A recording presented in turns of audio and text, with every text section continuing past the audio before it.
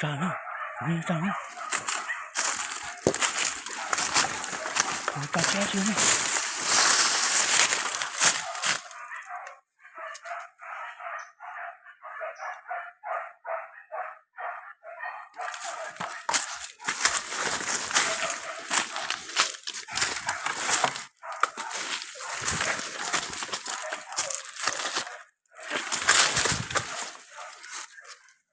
Nhà rong sần gió nó trồng huyền nè. Nó nọ của vậy nó hồi chờ rong cơ ngầu đi. Nó ta khai chỗ tôi chơi xì hay rong hạt chua nè. Xì nó nói bây giờ chơi chỉ được bị sai nè. Hay rong cũng lo cơ này. Một phát nào tí sẽ bỏ mất sai nè. Cô giờ khăn sát cần gọi thế xì một sẽ bỏ mất sai nè. Thì đâu có tí gì một trong sẽ sai chỉ nhau thế. Thì sẽ lấy trăm bộ. Cái nó khỏe thôi nữa. Cái nó chỉ học khử nó. Có tiền học khỏe. Cho áp tôi ô thế nào. Những chị sĩ đang chả nó sổ trống nào. Có sai cho của nó xì cái giá nó tùy nữa. Có sai gì nữa. Cái này tôi tự tạo. Cái sai này sẽ nhắc thì nó khổ thôi chỉ có gì check ô gì nữa. Rồi rồi rồi. Rồi rồi rồi.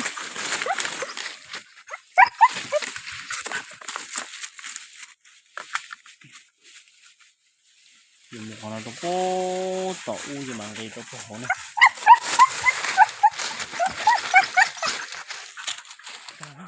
Nghe trời ơi. Trời ta chết chưa này.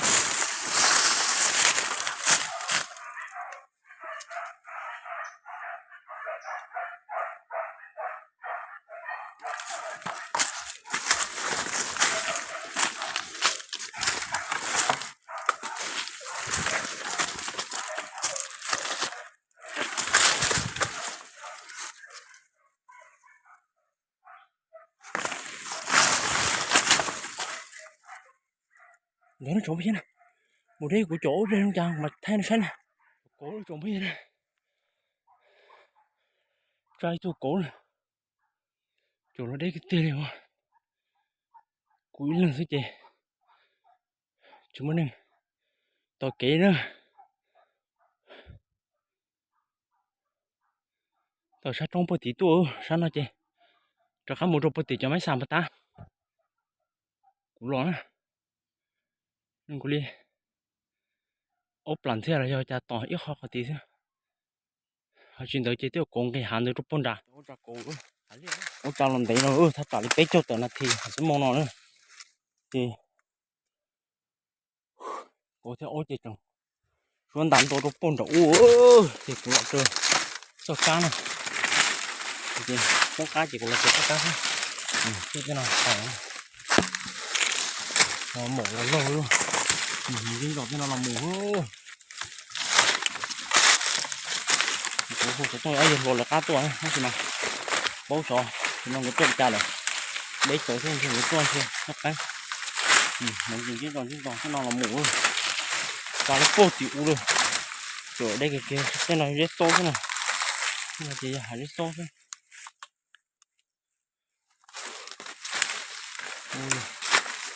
thực thể thì tiêu thì nó chỉ là ô liu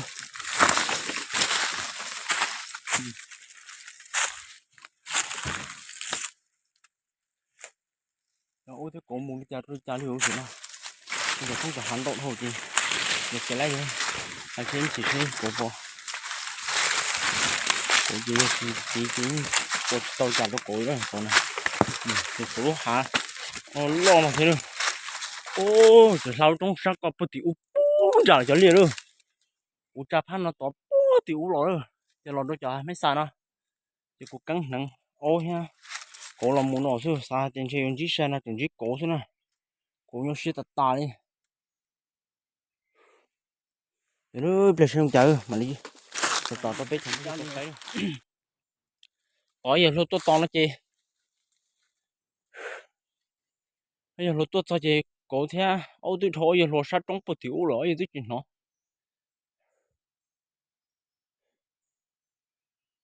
chị chẳng nói cho ô cho chơi rồi bố tiểu ô nó ngon có bột tiểu tôi nó chẳng thôi hiện được bột tiểu ngon có bột tiểu tôi chứ là chỉ có nhau nó to nó to ô ấy cho ô muốn ra lỡ là chỉ có mà ngay một bộ này rồi có thể để thế chị một hồ trái liệu chỉ muốn ra thì ô họ cho cuốn xe chị nhau mình chỉ xài chữ thế chị trái liệu ô họ cho cuốn xe là chị chỉ muốn cho số nó chị ô họ chỉ bỏ vô hết bé tôi chỗ mua tôi mua tụi nó chỉ nếu mua mình nhỏ lại họ tôi liền tao nói gì chỗ chỉ tao rồi chỗ la thôi cho hai mấy sàn thì nó cho chơi nữa nó các cắn chị lá mình nhỏ nó lò chị nó chỗ chỉ tao nó cho chơi rồi chị cho ở tụi chị dăng hết chị giúp tụi chị đu thế tụi một đây một đây trong tay là chị cho chơi đế hàng nữa cho phần đặt tiêu của mày dăng tôi cái xe thì đó là cho nữa ôi được ông một tỏ lấy lon nữa một năm theo tụi chị dăng hết tụi chị đu nữa để tiền đâu kịp ô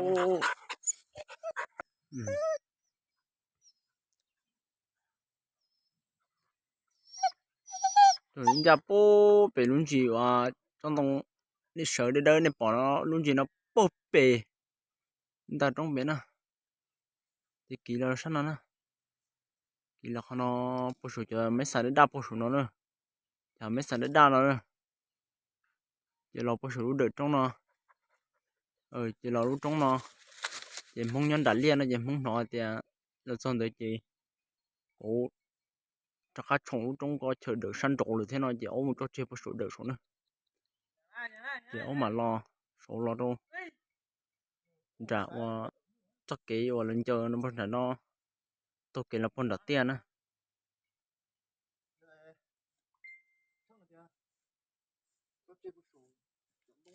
bố số đỡ bố số về à chẳng phải số lo